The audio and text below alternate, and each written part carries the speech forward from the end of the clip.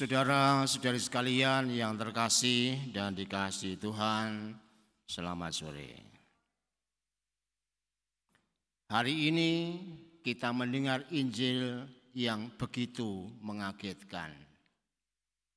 Yesus meminta seorang yang kaya dan baik itu, serta saleh hidupnya, untuk menjual harta miliknya, membagikan kepada orang miskin, dan mengikuti Tuhan.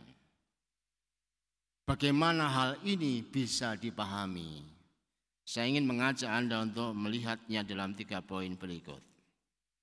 Yang pertama, menjual harta. Orang kaya tadi begitu baik. Sejak masa muda, 10 perintah Allah telah ditaati dengan teliti. Usahanya sukses sehingga ia kaya. Maka dia tergolong orang yang kaya, juga saleh hidupnya. Yesus pun sangat mengasihinya. Maka Yesus ingin orang kaya ini, orang yang saleh ini menjadi sempurna dan mencapai hidup yang kekal. Namun permintaan Yesus sangat sulit diterima akal. Bagaimana mungkin harta yang telah diperjuangkan dengan susah payah sekarang harus dijual semuanya? Apa yang Yesus maui dengan cara yang seperti ini? Semua orang itu berjuang, berjerih payah agar dapat memenuhi hidupnya dengan kekayaan.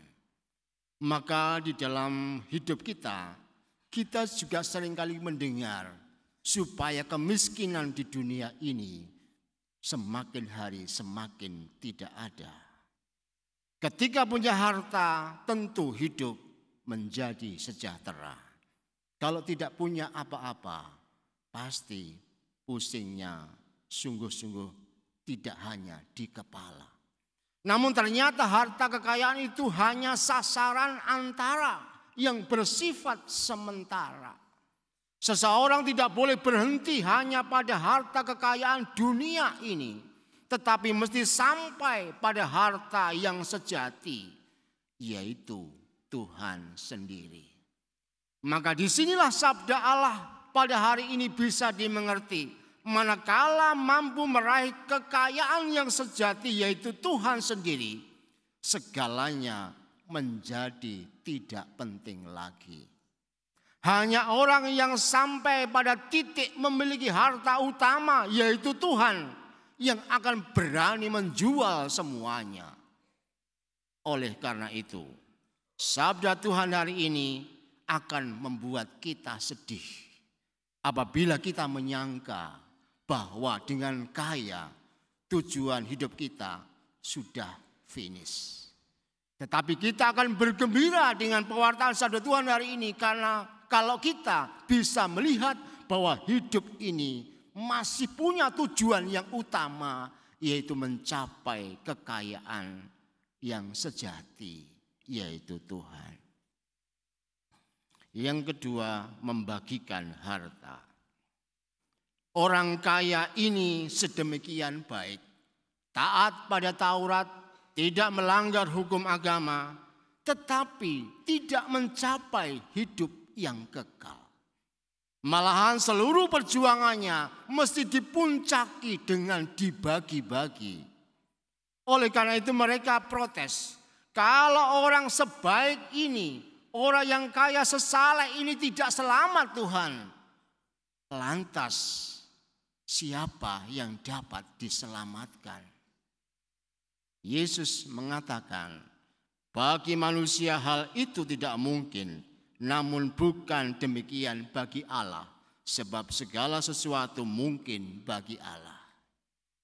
Kata-kata Yesus ini mengandung arti, keselamatan tidak mungkin bisa dicapai dengan usaha sendiri. Manusia bisa saja selamat dari kemiskinan dunia dan menjadi kaya karena dia mencapai harta kekayaan dunia. Namun hidup kekal hanyalah anugerah Allah. Karena itu apabila ada yang masuk surga, Mereka harus memberikan seluruh kemuliaannya itu semata-mata kepada Allah. Disinilah kata berbagi menjadi penting. Bukan karena kita sudah beramal baik, berani menjadi orang yang tidak pelit, maka kita bisa langsung masuk surga. Tidak demikian. Tetapi kita diajak untuk menemukan Allah dalam diri sesama, sehingga oleh dorongan melihat Allah itu, kita berani memberikan yang kita miliki, karena mempersembahkan kemuliaan yang kita miliki itu kepada Tuhan. Tanpa itu, segede apapun sumbangan kita, sebesar apapun kolekte kita, tidak memiliki makna surgawi. Tetap kita tidak mendapatkan dampak bagi keselamatan yang kekal. Oleh karena itu, dengan membagi itu sebenarnya kita diajak memberikan kemuliaan yang kita miliki itu hanya kepada Allah.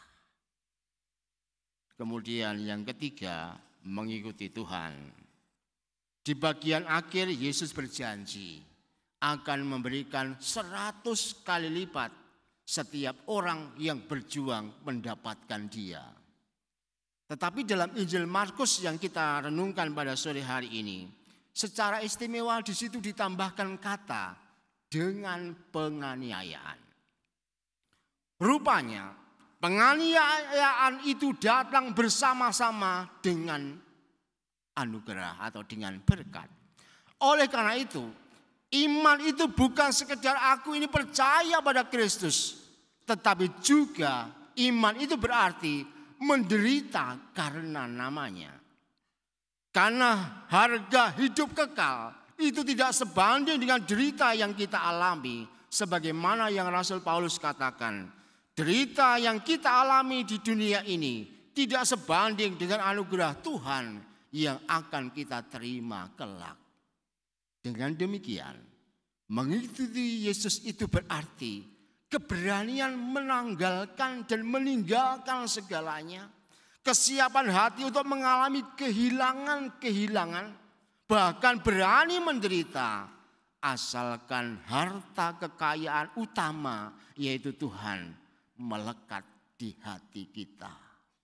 Hanya ini saja yang kemudian bisa kita mengerti apabila kita sungguh-sungguh bisa menempatkan Allah sebagai harta yang tertinggi. Maka silahkan pada sore hari ini Anda semua merenungkan. Ketika Anda datang ke gereja ini, apa sebenarnya yang Anda cari? Ketika semuanya sungguh ingin menempatkan Allah sebagai harta tertinggi dalam hidup Anda, maka Anda berada di bibir surga. Tetapi kalau ini hanya sekadar kewajiban, bahkan tidak lebih baik dari orang yang kaya yang saleh dalam Injil tadi, maka sebenarnya kita tidak selamat juga. Maka mari kita heningkan diri sejenak supaya sabda Tuhan yang tidak mudah ini dapat kita hayati karena kita memiliki kebijaksanaan ilahi. Tuhan memberkati.